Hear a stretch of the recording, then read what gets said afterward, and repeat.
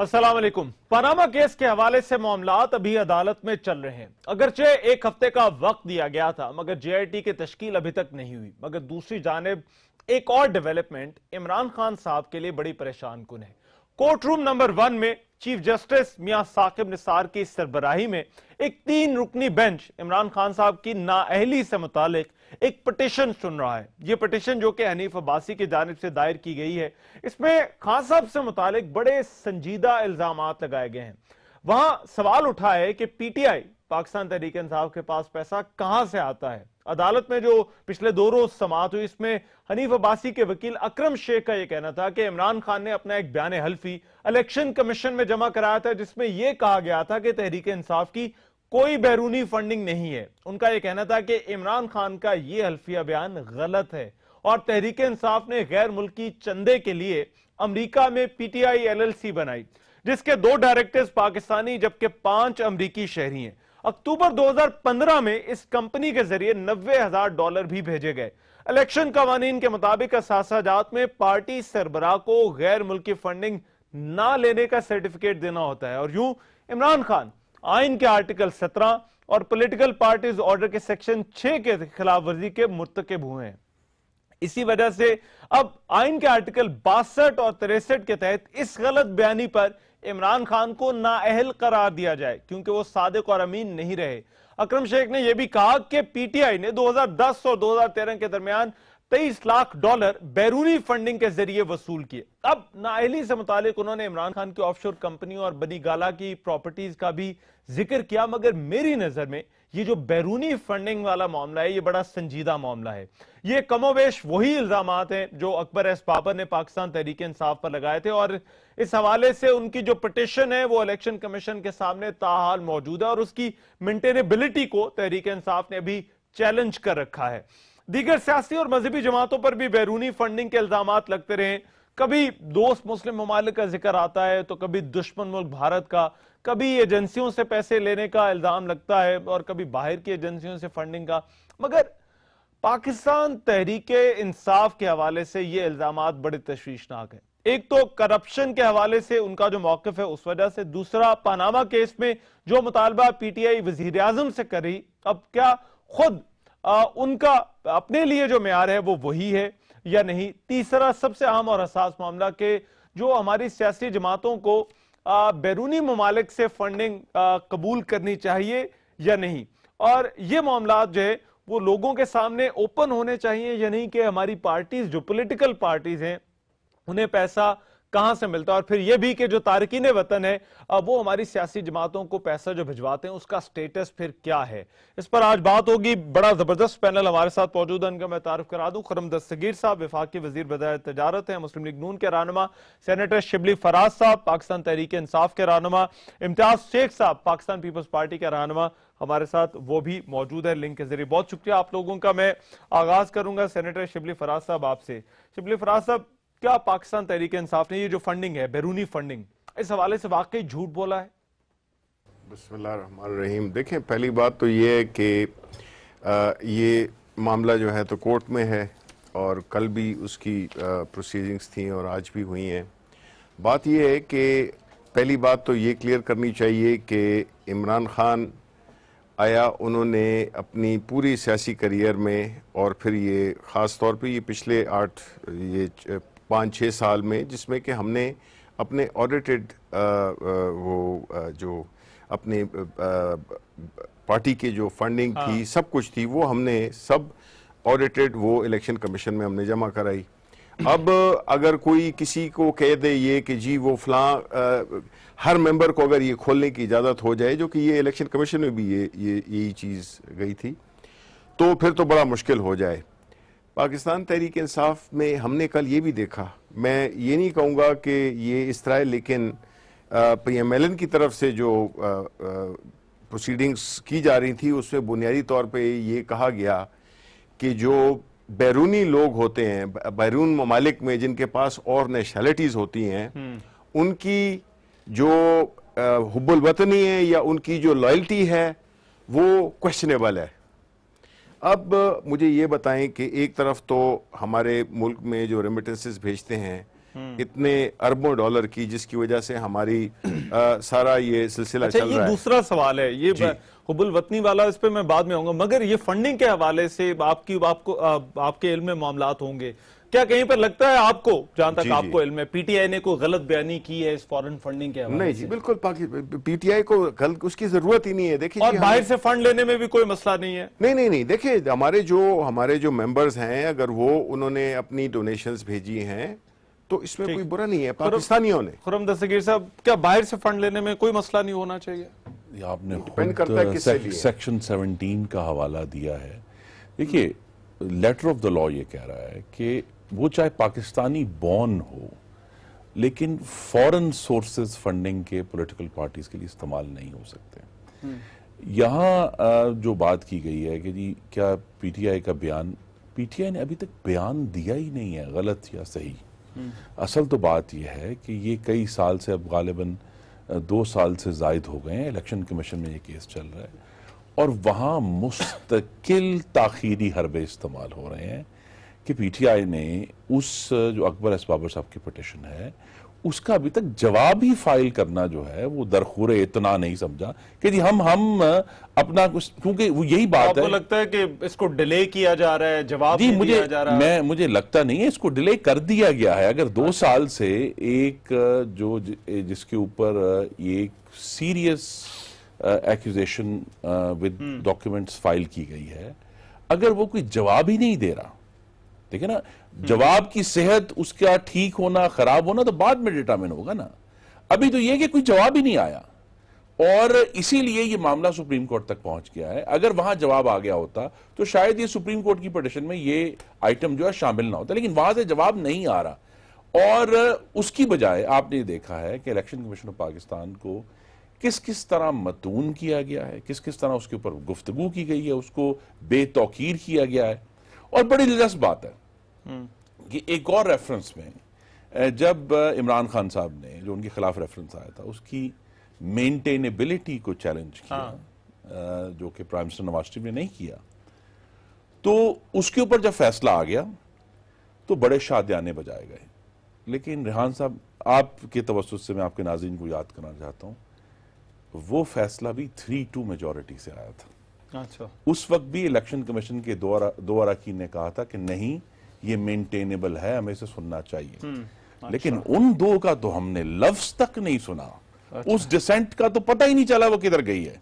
ठीक है जी। और वो जो 3 फैसलों का जी, मेरी इस्तदाई है, मैं 2-3 बातें करना चाहता हूं। देखें, ये जो अभी हम पनामा के मरहले से गुजरे हैं, जो सुप्रीम कोर्ट में हेयरिंग हुई और अब आगे भी जा रही है, 2-3 चीजें हैं अब जिसका इनको भी सामना करना पड़ेगा। और अगर सामना नहीं करेंगे तो फिर आइन का आर्टिकल 25(1) जो ये कहता है कि पाकिस्तान के तमाम शहरियों को के ऊपर बराबर कानून का इतलाक होगा। देखिए, बात यह है, इन्होंने कहा है कि अगर इल्जाम लगा दिया जाए तो इल्जाम जिस पर लगा है उसने अपने आप को मासूम साबित करना। अच्छा। ठीक है जी। ये आप सबूत मांगने के काबिल नहीं रहे। नहीं, किसके? Panama case? किसी के ऊपर नहीं। अब जो रेफरेंस आया है इसमें इन्होंने अपने आप, मेरा ख्याल है पनामा केस को जरा साइड पे रख दे। अगर हम इस केस पर हैं, मैं सिर्फ एक चीज अगर आपकी इजाजत हो तो शिबली फराज साहब, इनका ये कहना है कि आपने एक तो ये कि ताखीरी हरबे इस्तेमाल किए, दूसरा ये कि जवाब ही नहीं दिया। वो आप ये जरा आपको वजाहत कर देंगे कि ये पीटीआई क्यों कर रही है? अगर तो क्लियर है, हर चीज जो है वो साफ है, तो फिर अपनी अल्लाह ताला के मामलात जो है ना वो वही जानता है कि आज हम ये कहने कि मैं हक बजाने में हैं कि अगर कोई गुनाह क्यों नहीं किया तो फिर तलाशी क्यों नहीं देते। अच्छा जी, ये बिल्कुल ये ठीक कह रहे हैं कि ये अल्लाह ताला की वो है कि आज ये भी बात कर रहे हैं। देखें, बात ये डिलेइंग की बात हो रही थी कि आप देखें, जिस तरह मैंने आपसे कहा था कि कोई बंदा भी उठ के, अकबर बाबर क्या है, उनके साथ कौन होता है, आता है अदालत में या इलेक्शन कमीशन में, वो इनके दनियाल अजीज आते हैं। आप मुझे ये बताएं कि ये मेलाफाइडी इवन उसमें ऑप्टिक्स में भी नहीं है कि उनके साथ इनकी पार्टी का एक उसको वो कर रहे हैं बिकॉज ये इसको हमारी पार्टी को बदनाम कर रहे हैं। और अगर उन्होंने इल्जामात लगा दिए, आप जवाब दे दें। आप हमने मेरी बात क्यों नहीं आ रहा है? अगर एक अकबर अस बाबर हो तो उसमें तो हम जिस तरह के हमने कहा कि हमने 2011 से अपने ऑडिटेड अकाउंट जमा कराए हैं। हाँ। अब अगर हर बंदा कल जो है ये खत्म हो, दूसरा बंदा उठ के चले जाएगा कि जी मैं इनके अकाउंट्स देखना चाहता हूं, तो मतलब ये तो एक मजाक बन जाएगा। मतलब open sir, it should be open. अगर पॉलिटिकल पार्टी है, पॉलिटिकल पार्टी अगर इलेक्शन लड़ती है, पब्लिक ऑफिस होल्डर उस पार्टी के लोग बनते हैं, तो I think there is no problem कि वो अकाउंट्स जो है वो ओपन होने चाहिए, लोगों तक एक्सेसिबल होने चाहिए। देखें, आपके accounts, audited accounts election commission में जमा कराए हैं, और क्या चाहिए? ठीक, मुकर्रम साहब आप कुछ कहना चाह रहे थे? मैं फिर अल्लाह ताला के हुजूर सरबसजूद हूं। बात सोर्सेज की है, बात मनी ट्रेल की है कि जो अकाउंट्स ये कहा इतने पैसे आए, ऑडिट हुए, वो कहां से आए? This is the question. ये जो फॉरेन फंडिंग का मामला है वो क्वेश्चन ही है। देखिए ना, अब मैं फिर दोहराऊंगा कि 17C में ये नहीं लिखा कि अगर वो पाकिस्तानी नयाद गैर मुल्की पासपोर्ट होल्डर है तो उसको हम माफ करते हैं। तो अब ये कह देना कि जी ये यहां तो पेट्रियटिज्म का इशू ही नहीं है।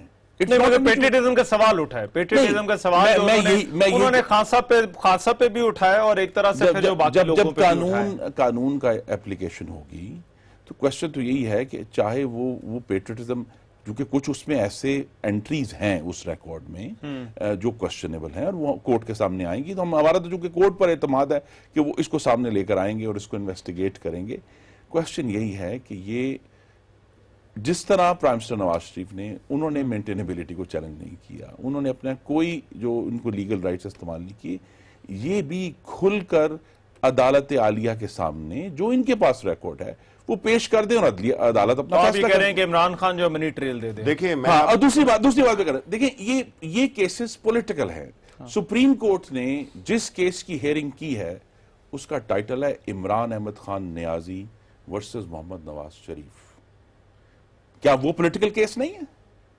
वो भी तो पॉलिटिकल केस है ना, कि एक पार्टी का हेड जो है, ऑपोजिशन पार्टी, वो प्राइम मिनिस्टर को प्रेस कर रहा है। वो पॉलिटिकल ठीक है, वो सब ठीक है। अगर दानियाल अजीज अकबर इस बाबर के साथ चले गए तो वो बिल्कुल खराब। ये तो नहीं हो सकता ना। सर ये एक ब्रेक लेने दे। जो पाकिस्तान का कानून और आइन है, ये उसके इतलाक के लिए सियासी जमातों पे, मुंतखब नुमाइंदों पे उसका एक बड़ा टेस्ट हो रहा है, और हम इंशाल्लाह ब्रेक लेने में, मगर मैं ब्रेक के बाद चाहूंगा ये तारिकीन वतन का स्टेटस क्या होना चाहिए सियासत में, क्योंकि विंग्स तो सर आपकी जमात के भी हैं, पाकिस्तान पीपल्स पार्टी के भी हैं, और इम्तियाज शेख साहब से भी जानेंगे वो इस इशू पर क्या कहते हैं। इस ब्रेक के बाद हम वापस आ रहे हैं।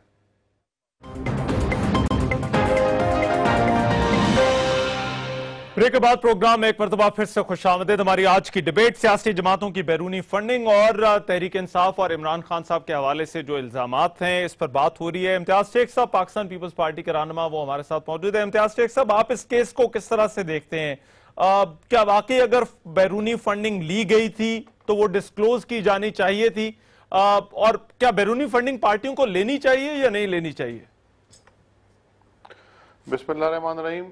जनाब, जहाँ तक मेरी सोच है, हमारी पार्टी की सोच है, मतलब बैरूनी फंडिंग लोग करते हैं और बिल्कुल करनी भी चाहिए। लोग होते हैं जो सपोर्टर्स होते हैं और जो अफोर्ड कर सकते हैं, तो डेफिनेटली उनसे फंडिंग मिलती भी है, पार्टीज को लेते भी। लेकिन ये ज़रूर है कि वो अपने गोशवारों में, अपने एसेट्स में जो भी है वो डिक्लेयर ज़रूर करनी चाहिए, ताकि मतलब पूरे का पूरा रिकॉर्ड सामने हो।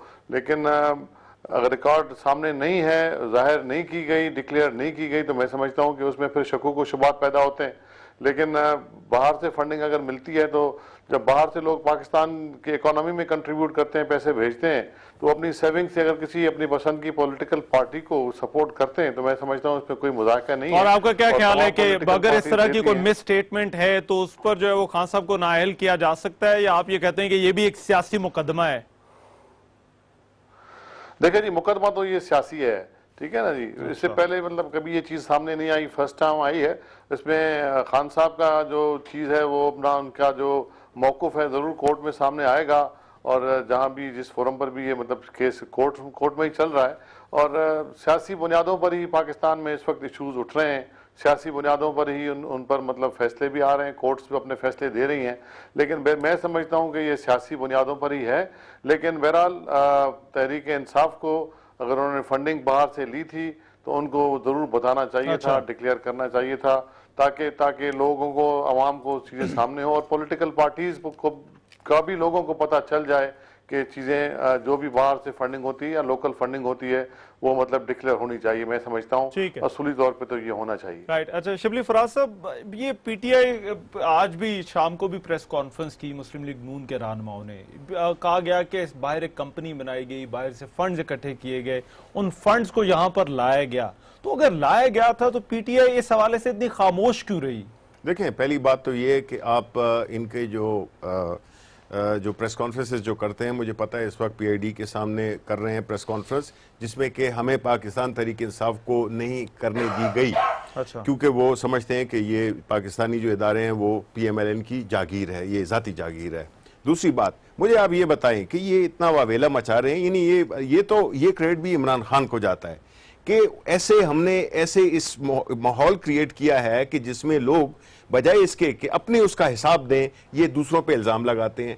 अब मुझे एक बताएं कि ये कितना सीरियस इशू है। अगर आप बाहर के एक एक्सपेट्रिएट पाकिस्तानी अपनी मेहनत करते हैं, अपने खून पसीने की कमाई है, वो आप पाकिस्तान में, अब शौकत खानम अस्पताल है, उसका जो है तो 4 बिलियन का जो है तो वो लॉस होता है। वो किस तरह पूरा होता है? वो पाकिस्तानी वो जो कि हमदर्द है, ये नहीं है कि जिस तरह। अब मुझे ये बताएं कि ये अपनी पार्टी को किस तरह फंड करते हैं, बताएं कौन करते हैं? नवाज शरीफ साहब करते हैं, शहबाज शरीफ साहब करते हैं, इनके बाकी लीडर करते हैं। कौन चलाता है ये पार्टी? भाई हमारे पाकिस्तानी जो वहां पे हैं उनको तो, मगर सर एक मेरा सवाल सुन लीजिए, देखिए, और हमने अस्पताल चलाना एक और बात होती है, मगर एक पॉलिटिकल पार्टी जो कि कल को हुकूमत में भी आ सकती है, क्या उसके लिए अगर अमेरिकी है या कोई और है तो उससे फंडिंग ले लेनी चाहिए? नहीं, देखिए हम पाकिस्तानियों की बात कर रहे हैं, हम ओवरसीज पाकिस्तानी। क्या पीटीआई ने अगर आप रखा कि सिर्फ पाकिस्तानी निजात जो शहरी हैं अमेरिकी वो सिर्फ फंड दे सकते हैं? इस हवाले से तो मेरा ख्याल है कोई क्लैरिटी नहीं है। जी नहीं, क्लैरिटी नहीं है, ये तो किसी कोई चीज बात है नहीं। ये सिर्फ अपने जो इन पे जो लगे हैं इल्जामात या जो हकायक जो साबित हो चुके हैं वो इल्जामात, उसको छुपाने के लिए ये लोगों को तवज्जो मुतवज्जो दूसरी तरफ करना चाहते हैं। आप मुझे एक बात बताएं, अगर आप उधर के पाकिस्तानी हैं और आपने अमेरिकन पासपोर्ट भी लिया हुआ है, इसका मतलब है कि आप पाकिस्तानी नहीं रहे, आपका दिल नहीं, मुल्क के साथ कनेक्शन, मुल्क के साथ कनेक्शन। भाई लोग तो जिस शहर में कोई गैर मुल्की किसी दूसरे शहर में उससे भी मोहब्बत हो जाती है। और ये तो वो पाकिस्तानी है जिन्होंने हमारी इत्तेफाक से, खुर्रम दस्तगीर साहब कॉमर्स मिनिस्टर हैं, मैं स्टैंडिंग कमेटी कॉमर्स का चेयरमैन हूं, हमारी यही बातें होती हैं। हमारी जो एक्सपोर्ट को, हमारी जो इकोनॉमी को जो उछाला देता है वो यही इन्हीं पाकिस्तानी। आपने उनको मुतनाज़ा बना दिया अपनी सिर्फ सियासी माइलेज हासिल करने के लिए।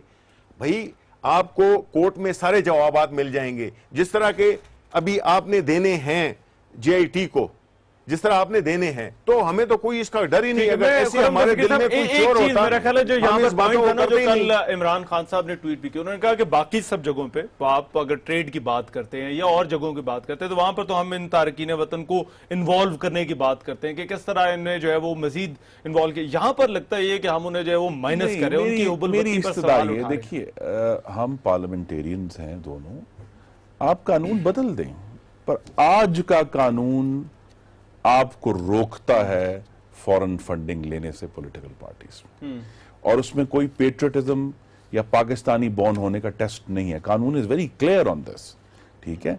और खासतौर पे पीटीआई एलएलसी, एक और भी इन्होंने दो कंपनियां बनाई थी, उनको क्या किस तरह ट्रीट किया? Are these political parties, are these agents of political parties? ये कौन लोग हैं? तो ये मामला एजेंट ऑफ पॉलिटिकल पार्टी उसे जो इतना ये मामला जो है ना, इसको जो हमारे मेरे पीटीआई वाले केस खोलने की भी बातें नहीं, जरूर खोलें, कहते हैं कि आपने एजेंसियों से पैसे लिए, जरूर खोलें। तारकीन वतन की जो हुब्बुल वतनी के पीछे ये छुप नहीं सकते। बात कानून की हो रही है कि क्या कानून तोड़ा गया या नहीं तोड़ा गया। ये तो और इशूज है ना कि देखिए, इसमें पॉसिबिलिटी हमें यही है कि अगर पीटीआई एलएलसी थी, उसको किस ने फंड किया, क्या उसके ऊपर कोई पेट्रियटिज्म टेस्ट या पाकिस्तानी बॉर्न होने का टेस्ट लगा? कुछ नहीं लगा, वो तो पूरी लिस्ट मौजूद है। अब क्वेश्चन ये, मेरी इस्तदा यही है कि ये अपने आप को पेश करें जिस तरह प्राइम मिनिस्टर नवाज शरीफ ने पेश किया है, ठीक है। नहीं, अगर पेश किया होता तो पूरा इलेक्शन कमीशन 2 साल से जायद हो गया है, हर दफा आपको कहता है, हर पेशी पे कहता है आप अपना जवाब दाखिल करें, अभी तक जवाब दाखिल नहीं हुआ। तो आप लीगल रेमेडी ढूंढें। लीगल रेमेडी ढूंढी गई है इसलिए कि हम सुप्रीम कोर्ट चले गए। अब सुप्रीम कोर्ट में एज आई सेड इन्होंने इस बात को साबित करना है कि इन्होंने फॉरेन फंडिंग नहीं ली। हमने तो अपनी एविडेंस प्रोड्यूस कर आप भी कह रहे हैं या वो स्टेटमेंट दुरुस्त है या जो है वो इन्होंने फॉरेन फंडिंग नहीं ली। कहीं ना कहीं तो इनको खड़ा होना पड़ेगा ना। देखिए, ठीक है, और अगर ये सारे इश्यूज जो हैं हमें पाकिस्तान में ये एक सीरियस मामला है फॉरेन फंडिंग का। मेरी सदा इसको तारकीन वतन के पीछे इसको ना छुपाएं। बहुत सारे मामलात जो हैं पाकिस्तान में इस तरह के, हमें उनको वॉच करना है कि पाकिस्तान की सियासत में ये, क्योंकि ये भी सिर्फ पीटीआई नहीं है, सिर्फ पीटीआई नहीं है, मेरी इब्तिदा है। दूसरी सर और जगहों पे इल्जामात, एमक्यूएम पर इल्जामात लगे थे, फिर बाकी पार्टियों पे देखिए बात ये है कि इस वक्त अगर आपने प्रोसीडिंग्स कल की सुनी हो, अगर आप कोर्ट में थे तो आपको पता चल गया होगा कि तारीके वतन के बारे में इनकी वकुला की, यानी कि इनकी क्या हैसियत है वो पता है। That's on record, number 1। Number 2, आप मुझे बताएं कि ये कतर पाकिस्तान का हिस्सा तो नहीं है। ये जो कतरी के खत आ जाते हैं, ये जद्दा से ये हो जाते हैं, ये मुख्तलिफ ममालिक में जब ये चीजें हो जाती हैं उस वक्त की बात नहीं है भाई। ये स्कैंडल हमने नहीं खोला था, ये एक इंटरनेशनल स्कैंडल था जिसके लिए आपको जवाब देना पड़ा, क्योंकि इदारे जो है हमारे, चाहे वो FIA हो, चाहे वो नैब हो, चाहे वो सिक्योरिटीज एक्सचेंज कमीशन हो, ये सारे टूथलेस हैं, इनको इन्होंने मफलूज कर दिया है। अब वो इंक्वायरी तो उन इदारों को करनी चाहिए थी, लेकिन पाकिस्तान तहरीक इंसाफ ने वो उसका बेड़ा उठाया और उसको इस स्टेज पे ले आए। अब उसका ये इंतकाम लेना चाहते हैं तो अब इनको समझ नहीं आ रही। आप ये कह रहे हैं कि साहब बिल्कुल ज़हनी तवाज़ुन उनका वो हो गया, खो गए हैं वो। हमने अपने आप को सुप्रीम कोर्ट के सामने पेश किया, हम JIT के सामने भी पेश हो गए हैं और उसके सामने प्रोड्यूस करेंगे एविडेंस, सिर्फ आपके लिए और आपके नाजरीन के लिए। जाती कारोबार और एक ऐसी पॉलिटिकल पार्टी जिसने एहतसाब और तलाशी का झंडा उठाया था, अब तलाशी देनी पड़ेगी। ठीक, अगर वाकई अपने अल्फाज की हुर्मत करनी है, बिल्कुल उसका ख्याल रखना है, तो फिर इस फॉरेन फंडिंग के मामले में ये जो है ये तलाशी देनी पड़ेगी सुप्रीम कोर्ट। ये लेकिन मेरी एक दरख्वास्त होगी कि ये कम अज कम पाकिस्तान तारीकीन वतन के बारे में जो इनकी सोच है उसको ये वापस वो बात नहीं होनी चाहिए। मगर सर एक सवाल तो है कि जाहिर बात है कि PTI को अब अगर सवाल पूछे जा रहे हैं तो फिर जवाब, अगर आपसे जो पूछे जा रहे हैं वो भी आपको जवाब देना चाहिए। बिल्कुल बिल्कुल। मैं जरा इस पे ब्रेक लेंगे, मगर एक और बड़ा मामला है जो कि पीपल्स पार्टी ने आज उठाया और वो है कि हुकूमती दावे जो लोड शेडिंग के हवाले से थे, बड़े दावे किए गए थे, पूरे नहीं हो रहे ऐसा लगता है। पीपल्स पार्टी का ये गिला है, आज उन्होंने लाहौर में इस हवाले से जलसा भी किया। इस पर बात करेंगे, इस ब्रेक के बाद हम वापस आ रहे हैं।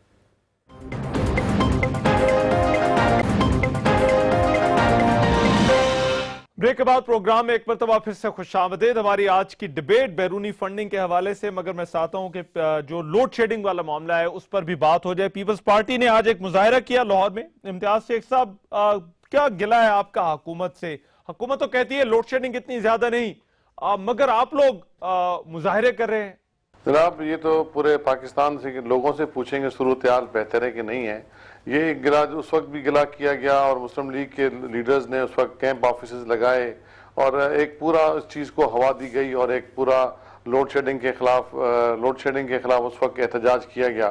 तो आज इतने साल गुजरने के बाद जब दावे भी किए गए तो जब सूरत हाल वही की वही रही, लोड शेडिंग वही 18 घंटे रही और मतलब पूरा सिंध इस वक्त जो है लोड शेडिंग के से मुतासिर है। एक एक गांव, एक एक शहर 50 सेंटीग्रेड गर्मी में भी लोग 20-20 घंटे की लोड शेडिंग कर रहे हैं। तो लाजमी तौर पे पाकिस्तान पीपल्स पार्टी, अवामी पार्टी, और ये पंजाब में भी लोड शेडिंग की यही शिकायत आ रही है, पंजाब और बलूचिस्तान में भी यही शिकायत आ रही है। तो वो कहाँ गए वो दावे, कहाँ गए वो मतलब प्रोग्राम? और ये कागजों पर तो वज़रा साहबान जो हैं वो पानी और बिजली के वजीर तो कहते हैं कि जी कागजों पे ये सब कागजी कार्रवाई है और लोड शेडिंग के घंटे बताए जा रहे हैं और मेगावाट्स इतनी हो गई, कोई 7 घंटे 7,000 की शॉर्टफॉल कह रहा है, इमरान खान 9,000 की शॉर्टफॉल कह रहा है, गवर्नमेंट के जो वजीर हैं वो 2,500 3,000 की शॉर्टफॉल कह रहे हैं। इससे हमें कुछ नहीं लेना देना। अच्छा। ग्राउंड पे तो आप ये कह रहे हैं कि जो बातें हो रही हैं, जो हुकूमत कह रही है कि गैर एलानिया की लोड शेडिंग नहीं हो रही, जो है वो कंट्रोल है 6 से 8 घंटे का, उतनी ये बातें ठीक नहीं है, ये दावे दुरुस्त नहीं है। बिल्कुल गलत दावे हैं, टोटली इनकी एनर्जी पॉलिसी फेल हो गई और कोई भी प्रोग्राम के तहत कोई चीज पूरी नहीं कर सके। वही जो 4 साल पहले लोड शेडिंग थी वही आज लोड शेडिंग है और मतलब उसमें कोई बेहतरी भी नहीं आ रही। अच्छा। वही ग्रिड्स का भी वही हाल है, ट्रांसमिशन लाइंस का भी वही हाल है, और अभी बड़े बड़े स्कैंडल्स सामने आ रहे हैं। मतलब ये टोटल फेल्यूर है पॉलिसी का। ठीक है, राइट सर। एनर्जी पॉलिसी एक मिनट दीजिएगा आप इम्तियाज शेख साहब, टोटल फेल हो गई। आई थिंक खुर्रम दस्तगीर साहब, ये दावे क्यों नहीं पूरे हो रहे लोड शेडिंग के हवाले से, और फिर क्या अगर जो दावे हैं वो गलत है? जी, इस हद तक तो जरूर अवाम को शिकायत ये है कि लोड शेडिंग खत्म तो नहीं हुई, ये हो रही है, आज भी हो रही है, लेकिन ये 20 घंटे 18 से 20 घंटे की जो 18 से 20 घंटे ये जो यादगार है ना, ये पाकिस्तान पीपल्स पार्टी की और मई 2013 में हो रही थी। जो सबसे बड़ा फर्क आया, सबसे बड़ा फर्क आया वो ये है कि अक्टूबर 2015 से हम पाकिस्तान के जो इंडस्ट्रियल फीडर्स हैं, जो हमारे इंडस्ट्री के, उसको जीरो लोड शेडिंग है, सवाए रमजान मुबारक के। अच्छा, आप ये कह रहे हैं कि इंडस्ट्री के लिए अभी आज के दिन में, आज की तारीख में इंडस्ट्री के लिए जीरो लोड शेडिंग आप वेरीफाई करा लें। अच्छा। ठीक है, जो हमारी प्रायोरिटी है कि पाकिस्तान के अवाम का रोजगार उसको चलाना है। उसके बाद मैक्सिमम लोड शेडिंग जो हमें रिपोर्ट की गई है वो जो स्केड्यूल्ड है, देही इलाकों में 8 से 10 घंटे, शहरी इलाकों में 6 से 8 घंटे, और जाहिर है इदादो शुमार जो है जिन्होंने नहीं माने वो नहीं मानेंगे, लेकिन कल की जो जनरेशन थी जो रिपोर्ट हुई है वो 14,682 मेगावाट है, जो गालिबन पीपल्स पार्टी ने अपने पूरे दौर में पैदा नहीं की। 14,682 मेगावाट। सर आज खुर्शीद शाह ने तकरीर की, सुने, कहते हैं 3 से 4 घंटे की लोड नहीं, मैं जो अब 14 घंटे की हो गई। मैं आपको बता रहा हूं, 14,682 मेगावाट प्रोड्यूस हुआ, डिमांड 17,476 थी, शॉर्टफॉल कल का जो रिपोर्टेड है 2,794 2,800 मेगावाट के करीब था। अनस्केड्यूल लोड शेडिंग नहीं है, लेकिन मैं फिर कहूंगा मेरे भाइयों को पूरे मुल्क में तकलीफ है, हम उसका इलाज कर रहे हैं, और इंशाल्लाह जिस तरह अब ये प्रोजेक्ट्स ऑनलाइन आना शुरू हो गए हैं, हवेली बहादुर शाह का भी जो है जो पहला प्रोडक्शन है वो आ रही है, नीलम जेलम भी आ रहा है, तो हम ये उम्मीद कर रहे हैं कि इंशाल्लाह अगले साल के आगाज तक लोड शेडिंग में बहुत ज्यादा बेहतरी हो जाएगी। और तो ये तो बातें सरप्लस की भी होने लग पड़ी थी, मगर फिर एक हम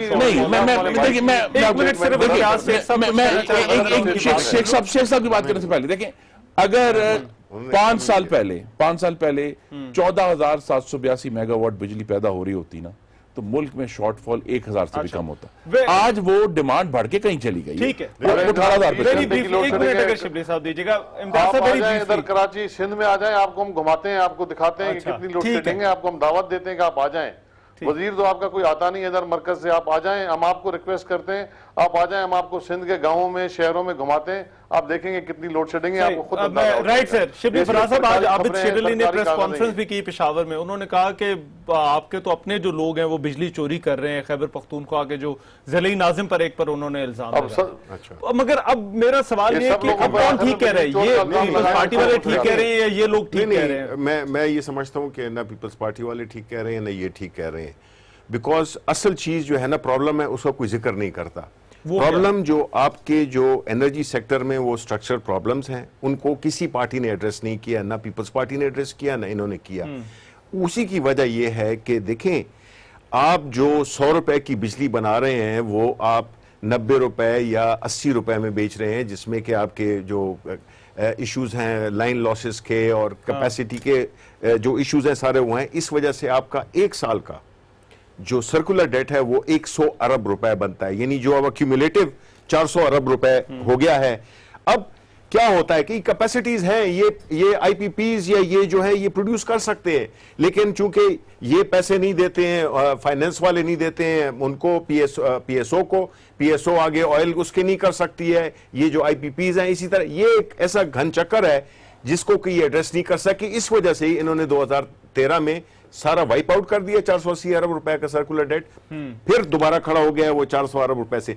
ये इश्यूज जब तक नहीं होंगे, जब तक जो हर सप्लाई चेन में जो भी इनको इन्वॉल्व है, जो ट्रांसमिशन लाइंस हैं, हमारी ट्रांसमिशन लाइंस इस काबिल नहीं है कि वो ज्यादा लोड उठा सके। आप ये कह रहे हैं कि ये स्ट्रक्चर का ये स्ट्रक्चरल इश्यूज हैं जिसको कि हुकूमत ने, मगर ये सर्कुलर डेट के लिए तो अब ये सब बातें क्यों की जा रही है? नेपरा वाली बात, एक और मेरा सवाल सर जरा साथ सुन ले कि हुकूमत नेपरा को क्यों अपने कंट्रोल में लाना चाहती है? क्योंकि कहा यह जा रहा है कि सर्कुलर डेप्ट और बिजली के रेट्स को जो है वो बढ़ाने के लिए हुकूमत अब पहले नाकाम हुई, पहले कोर्ट ने कह दिया, अब सीसीए में मामला लेकर जा रही है। हम तो देखिए बिजली की कीमत घटाना चाहते हैं। पहला जो नेपरा ने अवार्ड किया इस हुकूमत में सोलर पावर का, वो 14 रुपए पे किया।